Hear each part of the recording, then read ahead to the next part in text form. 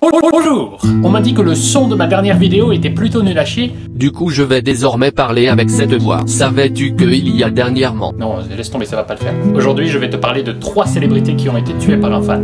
Parce que j'ai pas envie de parler de sujets joyeux aujourd'hui, j'aime bien gâcher votre journée. Numéro 1. John Lennon, chanteur très connu pour avoir fait partie des Beatles, moins connu pour avoir battu sa femme, a été tué en pleine rue d'une balle de revolver par un de ses fans. Quand on a demandé à ce fan sa motivation pour le meurtre, il a répondu « Lisez L'Attrape-Cœur et vous saurez ». L'Attrape-Cœur, c'est un roman cultissime de l'auteur J.D. Salinger. Mais alors qu'est-ce qui a pu dans ce livre motiver le meurtrier à tuer John Lennon?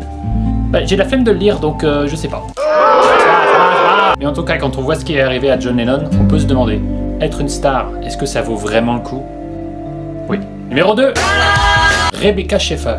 Rebecca Schaeffer était une actrice américaine d'à peine 21 ans qui, un jour, alors qu'elle ouvre la porte à un de ses fans, se prend une balle dans la tête. Ah putain, le truc qui est étonnant, c'est que sur le lieu du crime, le meurtrier a laissé un certain livre, et c'est, vous l'avez deviné, l'attrape-cœur. Toujours. Donc morale de l'histoire, lire, c'est mal. Quoi? Numéro 3, la chanteuse américaine Christina Grimmie.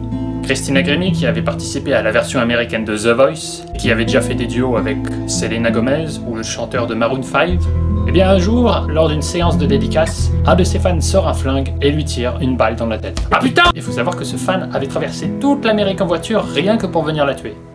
Comme quoi les pénuries d'essence, des fois ça a du bon. Désolé.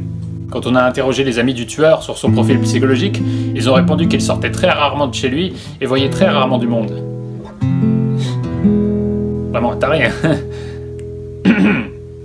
Bon, en tout cas, c'est pas une raison pour s'arrêter de vivre, hein. Il faut pas devenir parano, hein. Donc, allez, abonne-toi. Ou pas. Non, tu sais quoi, t'abonnes pas. Je sais plus si j'ai envie d'être connu, en fait.